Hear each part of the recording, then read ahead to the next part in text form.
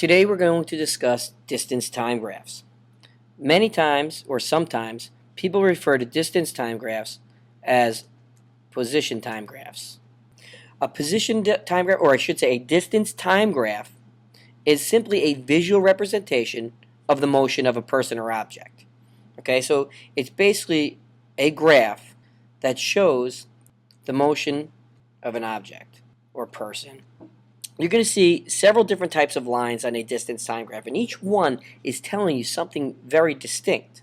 A flat horizontal line is going to tell you that the object is not moving. So flat horizontal lines indicate no motion.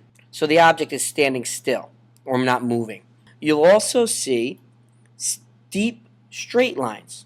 You might see lines that are diagonal and straight. Okay?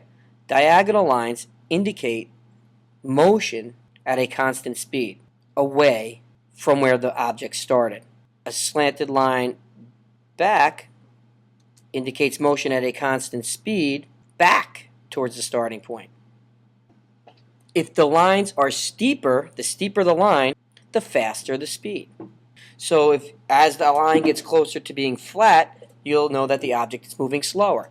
As it gets steeper and steeper and steeper towards vertical, the object is moving at a faster constant speed. You'll also sometimes see objects that are curved, and that indicates a changing speed. Okay, so it's changing its speed as it goes along. And if it curves up, it's getting faster. So this is changing speed, so it's not constant, getting faster. If you see it curving towards curving flat, you know it's changing speed, getting slower, because flat lines means there's no motion, so it's slowing down. Distance time graphs can be used to find average speed by taking the total distance covered in the graph and dividing it by the total time it took.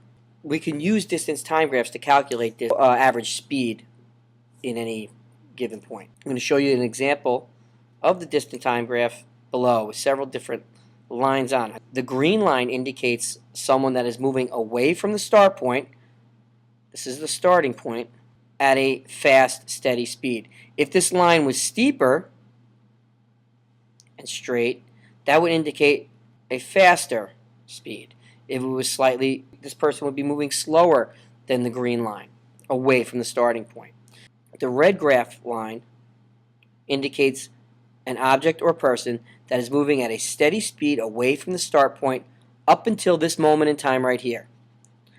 At this point, this object or person stopped and sat there for a few seconds or a few minutes, depending on what measurement of time we're using. So when this person stopped or for a little while, then at this point in time, we'll call this A over here. At point B in time, the person started going back towards their starting point.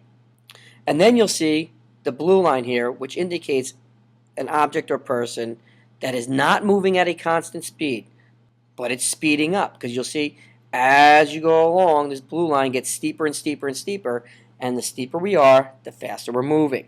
If there was another line here, so if we use the black line, all right, and we show a curved line, okay, and it curved towards getting more and more flat, this is an object that is starting to slow down, not at a constant speed because it's curved. Okay? That's the basics of distance, or what some people refer to as position time graphs. If you have any questions, please jot them down. Come see us, talk to us about it. We'll try and explain it in greater detail. Have a good night.